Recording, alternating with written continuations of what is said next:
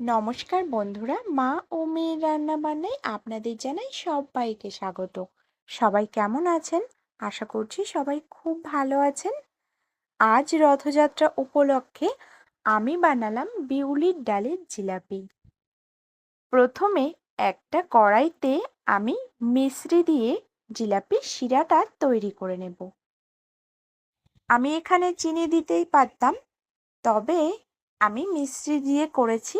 চিনিটা যেহেতু আমাদের স্বাস্থ্যের পক্ষে একদমই ভালো নয়, সেই দিক থেকে মিশ্রিটা একটু ভালো। যাই হোক, প্রথমে শিরাটা তো তৈরি করে নিচ্ছি। মিশ্রিটা এখনো ভালো গলেনি। ওদিকে বিউলির ডালটা আমি ৬-৭ ঘন্টা ভিজিয়ে রেখে মিক্সিং বোলের মধ্যে দিয়ে ভালো করে ব্লেন্ড করে নিয়ে এবার দিয়ে দিলাম খাবার সোডা। এবার খাবার সোডাটাকে আরো ভালো করে ব্লেন্ড করার জন্য আবার মিক্সিং জারের মধ্যেই দিয়ে আর একবার একটু ঘুরিয়ে নেব। এদিকে একটা ঘিয়ের কৌটো আমি ছিদ্র করে নিয়েছি মুখটা। এবার দিয়ে দিচ্ছি ব্লেন্ড করে রাখা বিউলির ডালটা। এদিকে শিরাটা তৈরি হয়ে গেছে। এবার একটা ফ্রাই প্যানে দিয়ে দিয়েছি আমি তেল। তেলটা ভালো করে গরম হয়ে গেলেই জিলাপিগুলো ভেজে নেব। প্রথমে শেপটা খুব একটা ভালো আসছিল না, তবে আস্তে আস্তে হয়ে যাবে।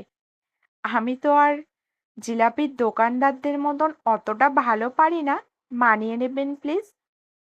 এই যে আবারও আজ হয়ে গেল, ক্যামেরাটা অফই ছিল তখন বেশ ভালোই জিলাপির প্যাচগুলো দিয়েছিলাম। এই রান্নার ভিডিও করতে করতে কখন যে ক্যামেরা অফ করি আর অন করি ভুলেই যাই। যাই হোক, আপনারাই বলবেন জিলাপির প্যাচগুলো এবার হয়েছে নাকি। এবার তো আবারও করেছিলাম, হয়নি। এভাবেই হচ্ছিল, একবার হচ্ছিল আর একবার হচ্ছিল না। খুব ভালো একটা প্যাচ আসছিল না। আপনারা আপনাদের যতটা ভালো পারেন সেভাবে বানিয়ে নেবেন, তবে স্বাদ কিন্তু অসাধারণ হয়। আমার চ্যানেলে নতুন বন্ধু হয়ে থাকলে চ্যানেলটি সাবস্ক্রাইব করে আমার পাশে থাকার অনুরোধ রইল। ভিডিওর পাশে বেল আইকন রয়েছে, প্রেস করে রাখবেন, তাহলে যখনই আমি নতুন নতুন রেসিপি শেয়ার করব সবার প্রথমে আপনার কাছে নোটিফিকেশন পৌঁছে যাবে। যাই হোক, এখানে অ আ ক খ লিখে ফেলেছিলাম মনে হয়। পরের বার আবারও হয়েছিল, এরকমই হচ্ছিল। অবশ্যই এই রথযাত্রাতে বাড়িতে বিউলির ডালের জিলাপি বানিয়ে খেয়ে দেখুন, আশা করছি খুব ভালো লাগবে। সাধারণত আমরা তো ময়দা দিয়েই বানিয়ে থাকি, তবে এই বিউলির ডালের জিলাপি কিন্তু ময়দার জিলাপির থেকে অনেকটা স্বাদ, আরও বেশি বলা যায়, অনেক বেশি। এবার রসের মধ্যে জিলাপিগুলোকে ডুবিয়ে দিলাম। এবার রস থেকে তুলে নেব। দেখুন কি সুন্দর হয়েছে।